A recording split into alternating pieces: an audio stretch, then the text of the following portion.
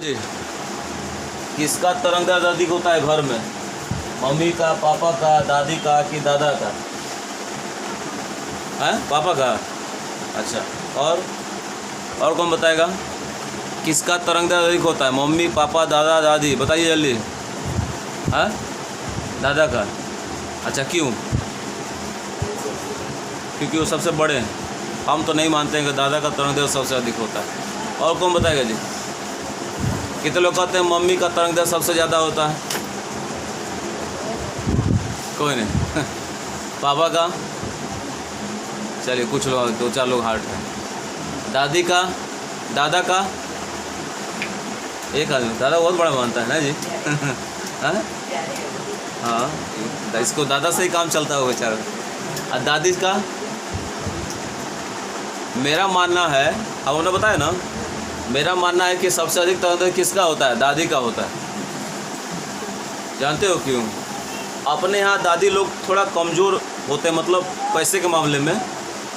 बहुत सारे राज्यों में देखोगे ना, राजस्थान की हम बात करते हैं, राजस्थान की, सुनिएगा। राजस्थान में जो दादियाँ होती हैं उनका तरंगदार बहुत ज़्यादा होता है। जानते हो क्यों? उनका जो कंगना होता है ना, ये कंगन, वो मोटा मोटा होता है, सोने का होता है सब। सुन रहे हो? अपने यहाँ तो छोटा सा कंगना यदि कोई खरीदे जाए तो वर्तमान समय में 70,000 रुपये प्रति ग्राम अगर सोना है, तो उस हिसाब से सोच लो कि एक मोटा कंगना पहनले रहेंगे अगर दादी, तो उस कंगना को अगर निकाल किसी को दे दें तो वो बोलेरो आ जाएगा। तुम ही सोचो ना, अगर 10 ग्राम सोने का भाव इसमें क्या है, मान लो 70,000 लगभग है 10 ग्राम। अब मोटा कंगना दादी पहने तो कितना ग्राम होगा? कम से कम 100 ग्राम तो होगा ना, है जी? 100 ग्राम थोड़े होगा, कम से कम 300 ग्राम होगा। चलिए हम 100 ग्राम की बात करते हैं। 1 ग्राम सोने का भाव 70,000 रुपया, तो 100 ग्राम सोने का भाव कितना हुआ? 7 लाख रुपया।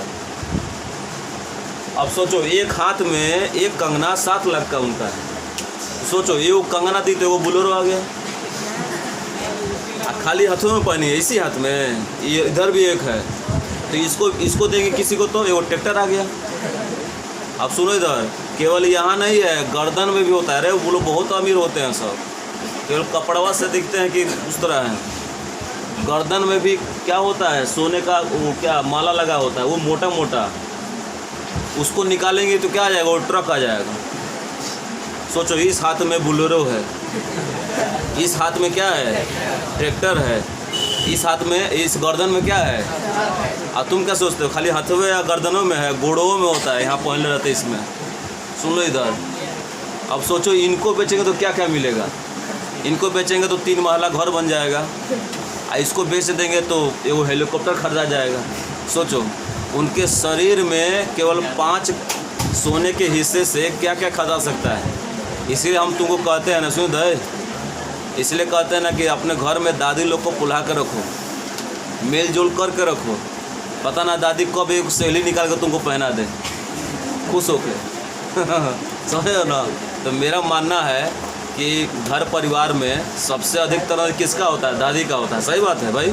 सब है, वर्तमान समय में बहुत कम देखोगे किसी के पास ना जेवरात होंगे, सोने होंगे, लेकिन दादी लोग के पास पुराने समय के जेवरात और सोने हैं। अब पुराने समय में इतने पतले पतले आजकल के सोने नहीं चढ़ाए जाते थे, पहले बड़े बड़े सोने चढ़ाए जाते थे, इसीलिए वो लखपति या करोड़पति हैं।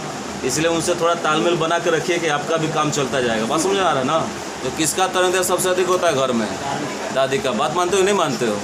सोच लो, एक हाथ में बोलेरो है, एक हाथ में ट्रैक्टर है, उसके गर्दन में क्या है? ट्रक है। बताओ, ऐसे अमीर आदमी से तुम संबंध रखोगे नहीं रखोगे? रखना चाहिए आपको, इसको बढ़िया से याद कर लीजिएगा।